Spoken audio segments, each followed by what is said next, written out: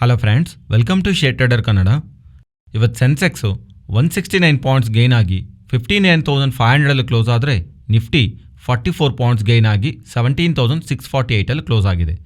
Virus bank Nifty 42 points gain ಆಗಿ 40,387 close ಆಗಿದೆ. ಇವತ್ತು ಎಫ್ಐಸು ಇಂಡಿಯನ್ ಇಕ್ವಿಟಿ ಮಾರ್ಕೆಟಲ್ಲಿ 6,792 ಕ್ರೋಸ್ ಸೆಲ್ ಮಾಡಿದ್ರೆ ಡಿಐಸು 5,512 ಕ್ರೋಸ್ ಬೈ ಮಾಡಿದ್ದಾರೆ.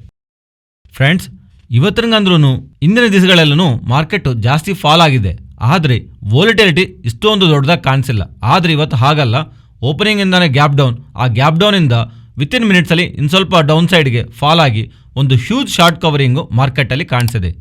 ಮೋರ್ ದ್ಯಾನ್ 1000 ಪಾಯಿಂಟ್ಸ್ ಹತ್ರ ಬ್ಯಾಂಕ್ ನಿಫ್ಟಿ ಡೌನ್ ಸೈಡಿಂದ ಅಪ್ ಸೈಡ್ಗೆ ಮೂವ್ ಆಗ್ತಾ ಅಗೈನ್ ಫಾಲ್.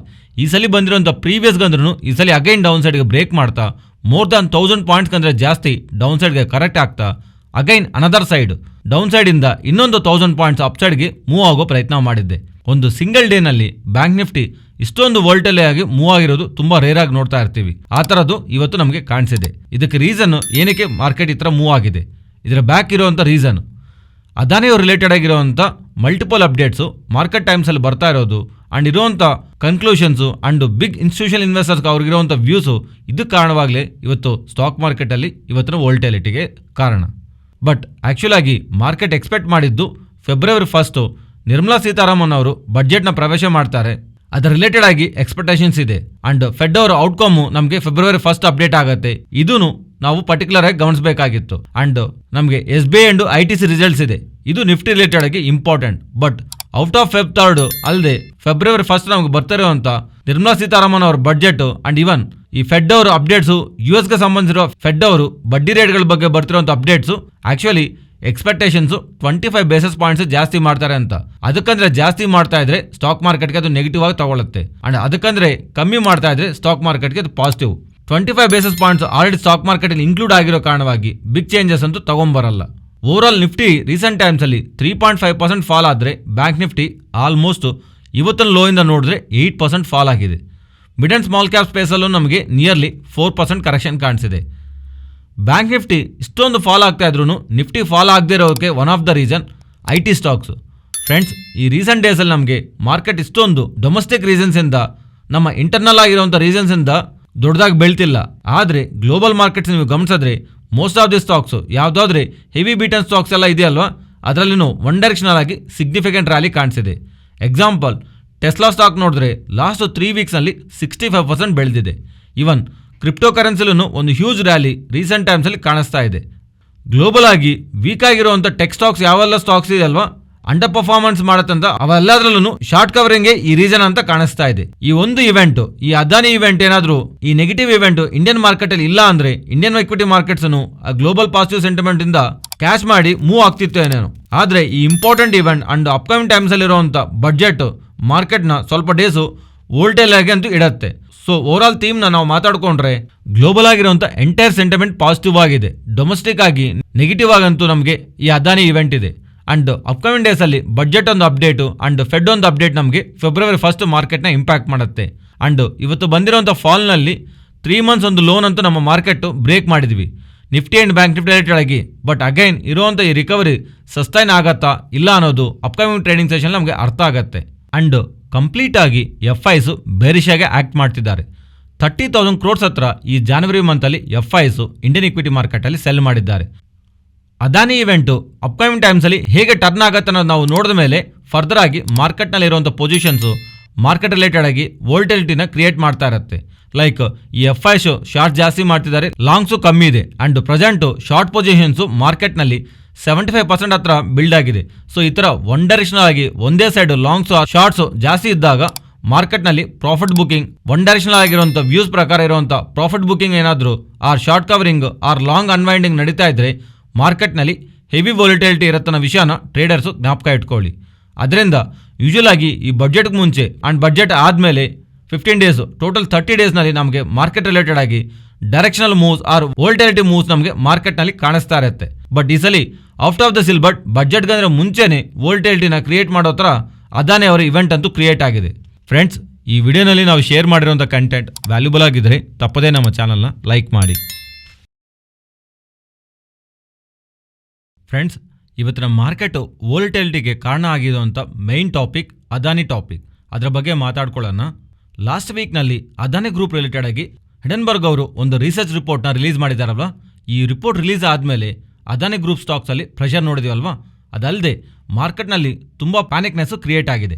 ಸೊ ಈ ರಿಪೋರ್ಟ್ನಲ್ಲಿ ಇವರು ಅದಾನಿ ಗ್ರೂಪ್ ರಿಲೇಟೆಡ್ ಆಗಿ ಏನು ಹೇಳ್ತಿದ್ದಾರೆ ಅಂದರೆ, ಅಂಡ್ ಅದಾನಿ ಗ್ರೂಪ್ ಈ ವಿಷಯಕ್ಕೆ ಏನು ರೆಸ್ಪಾಂಡ್ ಆಗಿದೆ, ಅಂಡ್ ಈ ಅದಾನಿ ಗ್ರೂಪ್ ರೆಸ್ಪಾಂಡ್ ಆಗಿರೋದಕ್ಕೆ ಹಿಂಡೆನ್ಬರ್ಗ್ ಅವರಿಂದ ರಿಪ್ಲೈನೂ ಬಂದಿದೆ. ಇದೆಲ್ಲಾನು ಇಶ್ಯೂನ ನಾವು ಈಗ ಕ್ಲಿಯರ್ ಆಗಿ ಡಿಸ್ಕಸ್ ಮಾಡ್ಕೊಳ್ಳೋಣ. ಅಂಡ್ ಇದರ ಜೊತೆಗೆ ಹಿಂಡೆನ್ಬರ್ಗ್ ಅವರು ಹೇಳ್ದಂಗೆ ಅದಾನಿ ಗ್ರೂಪ್ ಏನಾದರೂ ಕೊಲಾಪ್ಸ್ ಆದರೆ ಈ ಅದಾನಿ ಗ್ರೂಪ್ ಅವ್ರಿಗೆ ಸಾಲ ಕೊಟ್ಟಿರೋಂಥ ಯಾವ ಬ್ಯಾಂಕ್ಸು ಸ್ಟ್ರಗಲ್ ಆಗತ್ತೆ ಅನ್ನೋದು ನಾವು ಮಾತಾಡ್ಕೊಳ್ಳೋಣ. ಕಮಿಂಗ್ ಟು ದ ರಿಪೋರ್ಟ್, ಇವ್ರು ಏನು ಹೇಳ್ತಿದ್ದಾರೆ ಅಂದರೆ, ಲಾಸ್ಟ್ 3 ಇಯರ್ಸ್ನಲ್ಲಿ Adani group 7 listed entities on an average 890% ಬೆಳೆದಿವೆ ಅಂತ.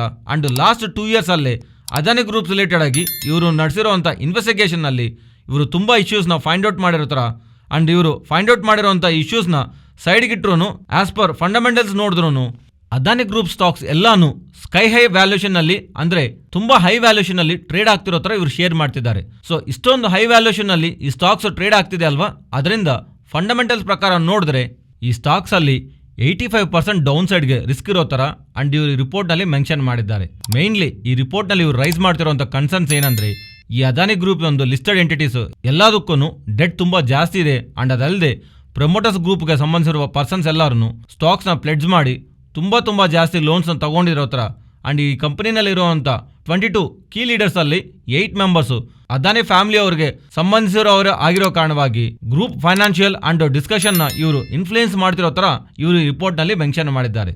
ಅಂಡ್ ಇದರ ಜೊತೆಗೆ ಪ್ರೀವಿಯಸ್ ಆಗಿ ಅದಾನಿ ಗ್ರೂಪ್ ರಿಲೇಟೆಡ್ ಆಗಿ 4 major government fraud investigation related ಆಗಿ, ಅಂದರೆ ಮನಿ ಲ್ಯಾಂಡ್ರಿಂಗು, ಟ್ಯಾಕ್ಸ್ ಪೇಯರ್ಸ್ ಫಂಡ್ನ ಕಳ್ತನ ಮಾಡಿರೋದು ಅಂಡ್ ಹಾಗೆ ಕರಪ್ಷನ್ ರಿಲೇಟೆಡ್ ಆಗಿನೂ ಅಲಿಗೇಷನ್ಸ್ ಇದೆ ಅಂತ ಹೇಳಿ ಇವರು ಶೇರ್ ಮಾಡ್ತಿದ್ದಾರೆ. ಅಂಡ್ ಈ ಅದಾನಿ ಗ್ರೂಪ್ ಅಲ್ಲಿ ಕೀ ಪೊಸಿಷನ್ಸ್ ಇರುವಂತ ಫ್ಯಾಮಿಲಿ ಮೆಂಬರ್ಸ್ ಟ್ಯಾಕ್ಸ್ ಕಮ್ಮಿ ಬೀಳುವಂತ countries like Mauritius, UAE, Caribbean islands ಅಲ್ಲಿರುವಂತ ಆಫ್ ಶೋರ್ ಎಂಟಿಟೀಸ್ ನ ಫಾರ್ಮ್ ಮಾಡಿ ಆ ಕಂಪನೀಸ್ ಇಂದ ಅದಾನಿ ಗ್ರೂಪ್ ಕಂಪನೀಸ್ಗೆ ಫಂಡ್ಸ್ ಬರೋ ತರನು ಮಾಡ್ತಿರೋ ತರ ಅಂಡ್ ಇವರು ಈ ರಿಪೋರ್ಟ್ ನಲ್ಲಿ ಮೆನ್ಷನ್ ಮಾಡಿದ್ದಾರೆ. ಅಂಡ್ ಈ ಗೌತಮ್ ಅದಾನಿ ಅವರು ಬ್ರದರ್ ಆಗಿರುವಂತ ವಿನೋದ್ ಅದಾನಿ ಅವರು 38 ಮಾರಿಷಸ್ ಶೀಶೋರ್ ಕಂಪನೀಸ್ ನ ಕ್ರಿಯೇಟ್ ಮಾಡಿರ್ತಾರ. ಅಂಡ್ ಈ ಕಂಪನೀಸ್ ಒಂದು ಅಡ್ರೆಸ್ ಆದ್ರೂ ಫೋನ್ ನಂಬರು ಆತರ ಯಾವ್ದು ಇರಲ್ಲ ಅಂತ. ಬಟ್ ಆ ಕಂಪನೀಸ್ ಇಂದ ಅದಾನಿ ಲಿಸ್ಟೆಡ್ ಕಂಪನೀಸ್ ಒಳಗೆ ಬಿಲಿಯನ್ಸ್ ಆಫ್ ಡಾಲರ್ಸ್ ನ ಇವರು ಮೂವ್ ಮಾಡಿರೋ ತರ ಇವರ ಇನ್ವೆಸ್ಟಿಗೇಷನ್ ನಲ್ಲಿ ತಿಳಿದಿರೋ ತರ ಇವರು ರಿಪೋರ್ಟ್ ನಲ್ಲಿ ಮೆನ್ಷನ್ ಮಾಡಿದ್ದಾರೆ. ಅಂಡ್ ಇದರ ಜೊತೆಗೆ ಇವರು ಕ್ರಿಯೇಟ್ ಮಾಡಿರುವಂತ ಈ ಆಫ್ ಶೋರ್ಸ್ ನಲ್ಲಿ ಕಂಪನೀಸ್ ಯಾವೆಲ್ಲ ಇದೆಯಲ್ಲ, ಇದರಲ್ಲಿ 13 ಕಂಪನೀಸ್ ಒಂದು ವೆಬ್ಸೈಟ್ ನ ಸೇಮ್ ಡೇ ನಲ್ಲಿ ಕ್ರಿಯೇಟ್ ಮಾಡಿರೋ ತರ ಅಂಡ್ ಈ ಕಂಪನೀಸ್ನ ಯೂಸ್ ಮಾಡಿಕೊಂಡು ಅದಾನಿ ಗ್ರೂಪ್ ಒಳಗೆ ಈ ಫಂಡ್ಸ್ನ ಇವರು ಇನ್ವೆಸ್ಟ್ ಮಾಡೋ ಮೂಲಕ ಅದಾನಿ ಗ್ರೂಪ್ಗೆ ಒಂದು ಫೈನಾನ್ಷಿಯಲ್ಸ್ ಅಂಡ್ ಬ್ಯಾಲೆನ್ಸ್ ಶೀಟ್ಸ್ ಹೆಲ್ತಿಯಾಗಿ ಕಾಣೋ ತರ ತೋರಿಸ್ತಾ ಸ್ಟಾಕ್ಸ್ನ ತುಂಬಾ ಜಾಸ್ತಿ ಬೆಳೆಯೋ ತರ ಇವರು ಮಾಡಿರೋ ತರ ಹೇಳಿ ಇವರು ಮೆನ್ಷನ್ ಮಾಡ್ತಿದ್ದಾರೆ. ಅಂಡ್ ಇದರ ಜೊತೆಗೆ family members diamond merchant business ಅಲ್ಲೂ ಸ್ವಲ್ಪ ಫ್ರಾಡ್ಸ್ ಮಾಡಿರೋ ತರ ಅಂಡ್ ಸೆಬಿ ಅವರಿಂದ research company right to information act ನ ಫೈಲ್ ಮಾಡಿದ್ರೆ ಅದಕ್ಕೆ ಸೆಬಿ ಅವರು ರಿಯಾಕ್ಟ್ ಆಗ್ತಾ previously media and parliament members Adani group ನಲ್ಲಿ offshore funds investment related raise ಮಾಡಿರುವಂತಹ ಕನ್ಸರ್ನ್ಗೆ 1.5 ಇಯರ್ಸ್ ಇಂದ ಇನ್ವೆಸ್ಟಿಗೇಷನ್ ನಡೆತಿರೋ ತರ ಸೆಬಿ ಅವರಿಂದ ಇವರಿಗೆ ರಿಪ್ಲೈ ಬಂದಿರೋ ತರ ಇವರು ಇದರಲ್ಲಿ ಮೆನ್ಷನ್ ಮಾಡಿದ್ದಾರೆ. ಅಂಡ್ ನಮ್ಮ ಇಂಡಿಯಾನಲ್ಲಿ ಇಷ್ಟು ದೊಡ್ಡ ಗ್ರೂಪ್ ಆಗಿರುವಂತ ಅದಾನಿ ಗ್ರೂಪ್ ಒಂದು ಫೈನಾನ್ಷಿಯಲ್ಸ್ ನ ಆಡಿಟ್ ಮಾಡುವಂತ ಆಡಿಟಿಂಗ್ ಕಂಪನಿ, ತುಂಬಾ ಚಿಕ್ಕ ಕಂಪನಿ. ಅಂಡ್ ಈ ಆಡಿಟರ್ಸ್ ಒಂದು ಏಜ್ 23 to 24 ಇಯರ್ಸ್ ಮಾತ್ರನೇ ಇದೆ ಅಂತ ಇವರು ಮೆನ್ಷನ್ ಮಾಡ್ತಿದ್ದಾರೆ. ಇವರು ತುಂಬಾ ಯಂಗ್ಸ್ಟರ್ಸ್ ಅಂಡ್ ಇವರು ಜಸ್ಟ್ ಕಾಲೇಜ್ ಪಾಸ್ ಔಟ್ ಆಗಿರುವಂತ ಏಜ್ ಗ್ರೂಪ್ ಇರ್ತಾರಲ್ಲ ಆ ತರ ಆಗಿರುವಂತ ಆಡಿಟರ್ಸ್ ಅಂತ. ಅಂಡ್ ಅದಾನಿ ಗ್ರೂಪ್ಗೆ 100 ಸಬ್ಸಿಡಿ ಕಂಪನೀಸ್ ಇದೆ. ಅದರ ಫೈನಾನ್ಷಿಯಲ್ಸ್ ನ ಆಡಿಟ್ ಮಾಡುವಂತ ಕಂಪನೀಸ್ ನಲ್ಲಿ ಈ ಕನ್ಸರ್ನ್ಸ್ ಎಲ್ಲ ರೈಸ್ ಮಾಡ್ತಾ ಈ ರಿಪೋರ್ಟ್ ನಲ್ಲಿ ಅದಾನಿ ಗ್ರೂಪ್ ಅವ್ರನ್ನ 88 ಕ್ವಶನ್ಸ್ ನ ಕೇಳಿದ್ದಾರೆ.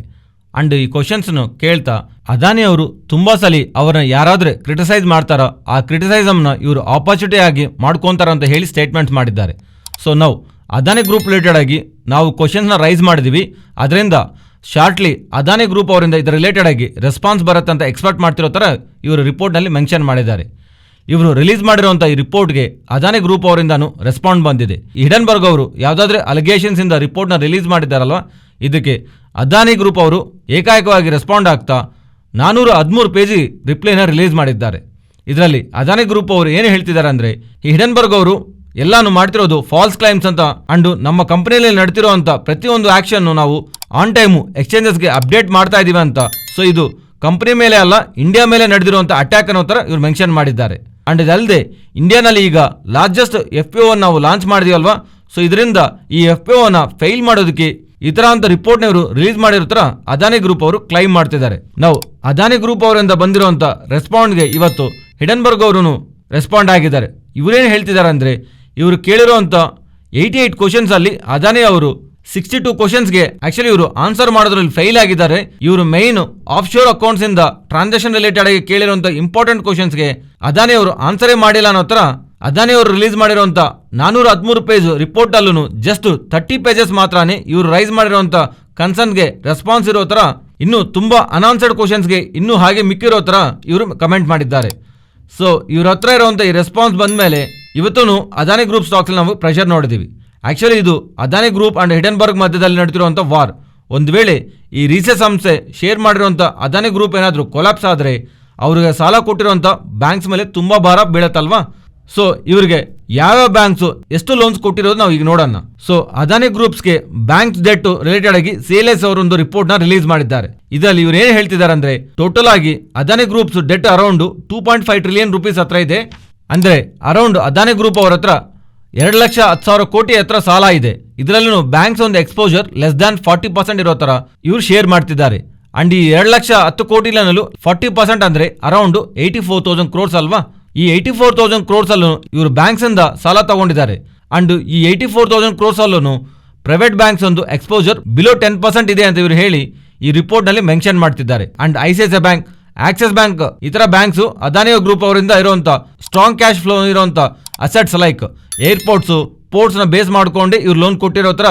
ಅಂಡ್ ಬ್ಯಾಂಕ್ಸ್ ಇಂದ ಅದಾನಿ ಗ್ರೂಪ್ಸ್ ಒಂದು ಡೆಟ್ ಲಾಸ್ಟ್ 2 to 3 years ಅಲ್ಲಿ ಏನು ಇನ್ಕ್ರೀಸ್ ಆಗಿಲ್ಲ ಅಂತ ಇವರು ಹೇಳಿ ಮೆನ್ಷನ್ ಮಾಡ್ತಿದ್ದಾರೆ. ಅಂಡ್ ರೀಸೆಂಟ್ ಆಗಿ ಅದಾನಿ ಗ್ರೂಪ್ ಅಲ್ಲಿ ಬಂದಿರುವಂತ ಫಂಡಿಂಗ್ ಎಲ್ಲ ನಾವು ಬಾಂಡ್ಸ್ ನ ಇಶ್ಯೂ ಮಾಡೋದ್ರ ಮೂಲಕ ಅಂಡ್ ಹಾಗೆ ಫಾರಿನ್ ಬ್ಯಾಂಕ್ಸ್ ಇಂದಾನು ಫಂಡ್ಸ್ ಬಂದಿರೋ ತರ ಇವರು ಮೆನ್ಷನ್ ಮಾಡಿದ್ದಾರೆ. ಸೊ ಈ ಡೆಟ್ ಎಕ್ಸ್ಪೋಜರ್ ಲೆವೆಲ್ಸ್ ನಮ್ಮ ಇಂಡಿಯನ್ ಬ್ಯಾಂಕ್ಸ್ ನ ಮ್ಯಾನೇಜಬಲ್ ಲೆವೆಲ್ಸ್ ಅಲ್ಲಿ ಇರೋ ತರ, ಇದು ಪ್ರೈವೇಟ್ ಬ್ಯಾಂಕ್ಸ್ಗಂತೂ ವೆರಿ ಲಿಟಲ್ ರಿಸ್ಕ್ ಇರೋ ತರ ಇವರು ರಿಪೋರ್ಟ್ ನಲ್ಲಿ ಕನ್ಕ್ಲೂಡ್ ಮಾಡಿದ್ದಾರೆ. ಅಂಡ್ ಇಶ್ಯೂ ಬಂದಾಗಿಂದಾನು ಅದಾನಿ ಗ್ರೂಪ್ಸ್ ಅಲ್ಲಿ LICಗೆ ಮೇಜರ್ ಸ್ಟೇಕ್ ಇದೆ ಅಂತ, ಅಂಡ್ ಅದಲ್ಲದೆ SBI ಅವ್ರಿಗೆ ಇದೆ ಅಂತಾನೆ ಹೇಳಿ ಮಾರ್ಕೆಟ್ ನಲ್ಲಿ ತುಂಬಾ ಸ್ಪೆಕ್ಯುಲೇಷನ್ಸ್ ಬರ್ತಿದೆ. ಇದರ ರಿಲೇಟೆಡ್ ಆಗಿ ಇವತ್ತು LIC ಅವರು ETN ಅವ್ರ ಜೊತೆ ಮಾತಾಡ್ತಾ LIC ಒಂದು ಟೋಟಲ್ AUM ಬುಕ್ ನಲ್ಲಿ ಇವರ ವ್ಯಾಲ್ಯೂ ಅದಾನಿ ಗ್ರೂಪ್ ಒಂದು ಎಕ್ಸ್ಪೋಜರ್ ಕೇವಲ 0.975% ಮಾತ್ರನೇ ಇದೆ ಅಂತ, ಅಂಡ್ ಅದಲ್ಲದೆ LIC ಹೋಲ್ಡ್ ಮಾಡಿರುವಂತ ಅದಾನಿ ಡೆಟ್ ಸೆಕ್ಯೂರಿಟೀಸ್ ಎಲ್ಲಾನು AA ಅಂಡ್ ಅದರ ಅಬೋವ್ ಕ್ರೆಡಿಟ್ ರೇಟಿಂಗ್ಸ್ ಇದೆ ಅಂತ. ಸೊ ಇದರಿಂದ ರಿಸ್ಕ್ ತುಂಬಾ ಕಮ್ಮಿ ಅಂತ ಹೇಳಿ ಇವರು ಮ್ಯಾನೇಜ್ಮೆಂಟ್ ಕಮೆಂಟ್ ಮಾಡಿದ್ದಾರೆ. ನಾವು ಅದಾನಿ ಗ್ರೂಪ್ ಹಿಡನ್ಬರ್ಗ್ ಮಧ್ಯದಲ್ಲಿ ಯಾವ್ದಾದ್ರು ವಾರ್ ನಡೀತಿದೆ ಅಲ್ವಾ, ಈ ವಾರ್ ನಡೆಯೋಷ್ಟು ದಿವಸ ನಾವು ಮಾರ್ಕೆಟ್ ನಲ್ಲಿ ಪ್ಯಾನಿಕ್ನೆಸ್ ಕ್ರಿಯೇಟ್ ಆಗತ್ತೆ. ಅದರಿಂದ ಅದಾನಿ ಗ್ರೂಪ್ ಸ್ಟಾಕ್ಸ್ ಅಲ್ಲಿ ಪ್ರೆಷರ್ ನೋಡುವಂತ ಅವಕಾಶ ಇದೆ. ಸೊ ಈ ವಾರ್ ಯಾವಾಗ ಎಂಡ್ ಆಗತ್ತೆ ಅನ್ನೋದು ನಾವು ನೋಡಬೇಕು. ಅಂಡ್ ಅದಲ್ಲದೆ ಈ ಹಿಡನ್ಬರ್ಗ್ ಅವ್ರ ರಿಲೇಟೆಡ್ ಆಗಿನೂ ಸ್ವಲ್ಪ ರೂಮರ್ಸ್ ಅಂತೂ ಸರ್ಕ್ಯುಲೇಟ್ ಆಗ್ತಿದೆ. ಇವರಿಗೆ ಒಂದು 10 ಜನ ಇನ್ವೆಸ್ಟರ್ಸ್ ಇಂದ ಕೊಲಾಬ್ರೇಟ್ ಆಗಿರೋ ತರ, ಅಂಡ್ ಈ ಇನ್ವೆಸ್ಟರ್ಸ್ ಕಂಪನಿಗೆ ಫಂಡಿಂಗ್ ಮಾಡ್ತಾರಂತ. ಸೊ ಅವ್ರು ಫಂಡ್ ಮಾಡಿದ್ಮೇಲೆ ಇವರು ಒಂದು ಕಂಪನಿನ ಟಾರ್ಗೆಟ್ ಮಾಡಿ ಫುಲ್ ಫ್ಲೆಡ್ಜ್ ಆಗಿ ವರ್ಕ್ ಮಾಡಿ ಯಾವುದಾದ್ರೂ ರಿಪೋರ್ಟ್ನ ತಯಾರು ಮಾಡ್ತಾರಲ್ವಾ, ಆ ರಿಪೋರ್ಟ್ನ ಫಸ್ಟ್ ಈ ಕಂಪ್ನಿನಲ್ಲಿರುವಂಥ ಇನ್ವೆಸ್ಟರ್ಸ್ಗೆ ಫಸ್ಟ್ ಸಬ್ಮಿಟ್ ಮಾಡ್ತಾರೆ. ಆ ಇನ್ವೆಸ್ಟರ್ಸ್ ಅದನ್ನು ನೋಡಿ ಆ ಕಂಪ್ನಿನಲ್ಲಿ ಶಾರ್ಟ್ ಪೊಸಿಷನ್ ತಗೊಂಡ್ಮೇಲೆ ಇವರು ಈ ರಿಪೋರ್ಟ್ನ ಆಚೆ ರಿಲೀಸ್ ಮಾಡ್ತಾರೆ ಅಂತ ಒಂದು ನ್ಯೂಸ್ ಸರ್ಕ್ಯುಲೇಟು ಆಗ್ತಿದೆ. ಸೊ ಈಗ ಅದಾನಿ ಗ್ರೂಪ್ ರಿಲೇಟೆಡ್ ಆಗಿ ಯಾವ ಇಶ್ಯೂ ನಡೀತಿದೆ ಅಲ್ವಾ, ಅದರಿಂದ ಇಶ್ಯೂ ಟೈಮಲ್ಲಿ ಸ್ಟಾಕ್ಸ್ ಅಲ್ಲಿ ತುಂಬಾ ವಾಲಿಟಿಲಿಟಿ ಕಾಣುವಂಥ ಅವಕಾಶ ಇದೆ.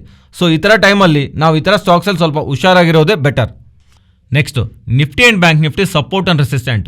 Nifty support 17,550 to 17,574. ಆ 20 ಪಾಯಿಂಟ್ ಝೋನ್ ಬ್ರೇಕ್ ಆದರೆ then 17,460. Next resistant top side 17,770 and bank Nifty support ಅಂತೂ 40,070, ಅದರ below 39,860 and top side 40,640 and ಅದರ ಅಬೌವ್ 40,962. ಅಂಡ್ ಈ ತರ ವೋಲ್ಟೈಲ್ ಮೂವ್ಸ್ ನಾವು ಮಾರ್ಕೆಟ್ ಅಲ್ಲಿ ಇದ್ದಾಗ ಆಪ್ಷನ್ ಚೈನ್ ಡೇಟಾನ ರೀಡ್ ಮಾಡೋದು ಒಳ್ಳೇದಲ್ಲ. ಅದರಿಂದ ಈಗ ಆಪ್ಷನ್ ಚೈನ್ ಡೇಟಾನ ಮಾತಾಡ್ತಿಲ್ಲ. ಬಟ್ ಪರ್ಸನಲಿ ನಾನಂತೂ ಗಮನಿಸ್ತಾ ಇರೋದು ಡೌನ್ ಸೈಡು 17,400 ಬ್ರೇಕ್ ಆಗದೇ ಇರೋವರೆಗೂ ಅಂಡ್ ಅಪ್ ಸೈಡು 17,900 ಬ್ರೇಕ್ ಆಗದೇ ಇರೋವರೆಗೂ ಈ 500 point range downside or upside break ಆಗದೇ ಇರೋವರೆಗೂ ನಾವು ಮಾರ್ಕೆಟ್ನ ಸ್ವಲ್ಪ ಟೈಮ್ ವರೆಗೂ ಕನ್ಸಾಲ್ಟೇಟ್ ಆಗೋದಕ್ಕೆ ಚಾನ್ಸ್ ಇದೆ. ಬಿಕಾಸ್ ಇಷ್ಟೊಂದು ಫಾಲ್ ಆದ್ಮೇಲೂ heavy short covering concept zone ಇದು. ಅಂಡ್ ಡೌನ್ ಸೈಡ್ ನಾವು ಮಾತಾಡ್ಕೊಂಡಿರೋ ಲೆವೆಲ್, ಅಪ್ ಸೈಡ್ ಮಾತಾಡ್ಕೊಂಡಿರೋಂಥ ಲೆವೆಲ್ ಬ್ರೇಕ್ ಮಾಡೋದಕ್ಕೆ ಮಾರ್ಕೆಟ್ಗೆ ತುಂಬಾ ಟೈಮ್ ಆಗಿದೆ. 17,750 ಬ್ರೇಕ್ ಆಗೋದಕ್ಕೆ. ಬಟ್ ಫರ್ದರ್ ಸೇಫ್ ಸೈಡ್ ನೋಡೋದಕ್ಕೆ ಇನ್ನೊಂದು 150 ಪಾಯಿಂಟ್ಸ್ ತಗೋಂತ up side 17,900, down side personally ಈ ರೇಂಜ್ ನಂತೂ ನಿಫ್ಟಿ ರೇಂಜ್ ಆಗಿ ಗಮನಿಸ್ತಾ ಇದ್ದೀನಿ. ಇದು ಫ್ರೆಂಡ್ಸ್ ಇವತ್ತಿನ ವಿಡಿಯೋ. ಈ ವಿಡಿಯೋನಲ್ಲಿ ನಾವು ಶೇರ್ ಮಾಡಿರೋಂಥ ಕಂಟೆಂಟ್ ವ್ಯಾಲ್ಯೂಬಲ್ ಆಗಿದ್ದರೆ ತಪ್ಪದೇ ನಮ್ಮ ಚಾನಲ್ನ ಸಬ್ಸ್ಕ್ರೈಬ್ ಆಗಿ ಆ್ಯಂಡ್ ಬೆಲ್ ಐಕಾನ್ ಕ್ಲಿಕ್ ಮಾಡಿ ಆಲ್ ನೋಟಿಫಿಕೇಶನ್ ಆಕ್ಟಿವೇಟ್ ಮಾಡ್ಕೊಳ್ಳಿ. ಈ ಡೇಟಾ ನಿಮ್ಮ ಫ್ರೆಂಡ್ಸ್ ಆ್ಯಂಡ್ ಫ್ಯಾಮಿಲಿ ಮೆಂಬರ್ಸ್ಗೆ ಯೂಸ್ ಆಗತ್ತಂದರೆ ತಪ್ಪದೇ ಶೇರ್ ಮಾಡಿ. Thank you.